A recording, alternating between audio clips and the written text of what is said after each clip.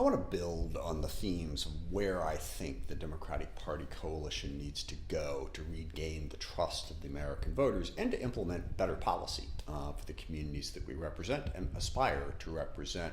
There was an article in the Seattle Times today that expressed some of my viewpoints on that, and I sort of misexplained it slightly. There are many on the left who say, gosh, candidates, Kamala Harris and others, they're not campaigning from a left perspective, they're campaigning from more of a centrist perspective, and doesn't that prove that the problem is that we're not left enough?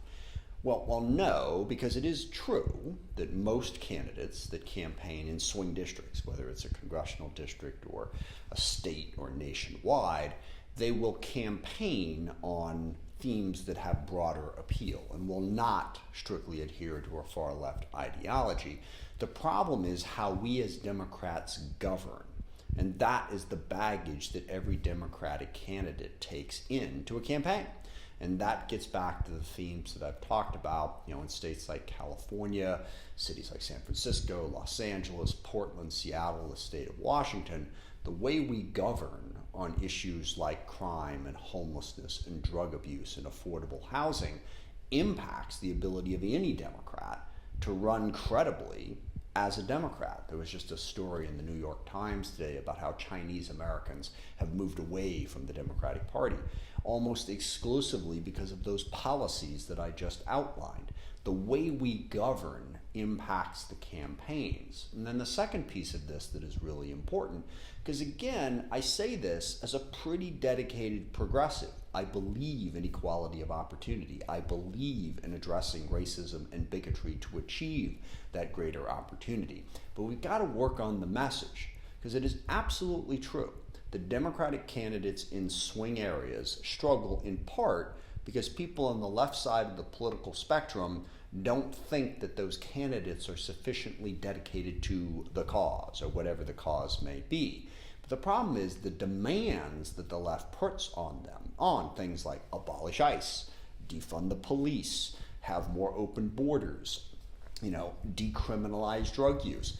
Those policies that might get the left enthusiastic undermine good policy in the broader electorate. So more than anything, I want us to have a conversation about how we can stand on principle, but do it in a sensible way, because not everything is a principle that is unbending and unyielding. And right now, too many Democrats in swing states and swing districts are in a lose-lose situation. They adopt some of the policies from the far left to try to appease the far left. It's never enough. There's always some level of dissatisfaction. And then the policies that they do adopt are problematic for the broader electorate. And we can fix this.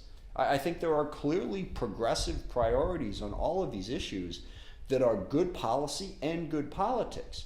We're just listening to too small of a niche group on things like defund the police and abolish ICE and radical identity politics that aren't really progressive. They're more reflective of a very small group of elitist academic people and their perspectives. We need to move off of that and get a message that has broader appeal. And that is what is hurting candidates in a campaign. It's not that they're necessarily campaigning on abolishing the criminal justice system or any of that stuff, but that baggage comes with every candidate that has Democrat behind their name, and we progressives need to help lighten that load.